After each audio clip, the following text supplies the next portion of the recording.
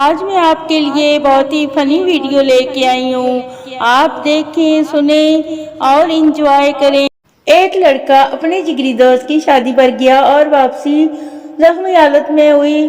لوگوں نے اس کی وجہ پوچھی تو کہنے لگا بارات میں لڑکے کے باپ نے آواز لگائی، میں منڈے دا ابا تے کتھے کڑی دا ابا. آواز سنتے ہی لڑکی کا باپ حاضر ہوا اور جوڑے کے والد صاحبان نے خوب ڈانس کیا. تھوڑی دیر بعد ایک اور شخص نے پھر آواز لگائی، میں منڈے دا چاچا تے کتھے کڑی دا چاچا. دونوں چچا صاحبان نے پھر خوب ڈانس کیا اور رخصت ہوئے. یہ دیکھ کر مجھ سے رہا نہ گیا. میں نے جوشیلی آواز میں کہا، میں منڈے دا یار تے کتھے کڑی دا یار.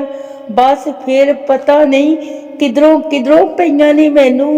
اف توبہ، نہ پوچھو. کچھ مردوں کو لگتا ہے ساری لڑکیاں ان پر مرتی ہیں بلکہ فوت ہوتی ہیں، بلکہ عورت ذات کا خاتمہ ہی ان پر ہے. ایڈے تسی اٹلی دے شہزادے ہو. آج اپنی آواز میں گانا ریکارڈ کر کے سنا تو اندر سے آواز آئی، دوبارہ ایسی حرکت کبھی مت کرنا. سن رہے ہو نا تم؟ انٹرنیٹ ڈیٹا ختم ہو جائے تو بندہ اجڑی ہوئی بیوہ جیسا لگتا ہے جو بس اداس بیٹھی ہوتی ہے. دیکھ پگلی، تو جتنی بھی انگلش بول، لیکن ایک دن تجھے اردو میں ہی بولنا پڑے گا.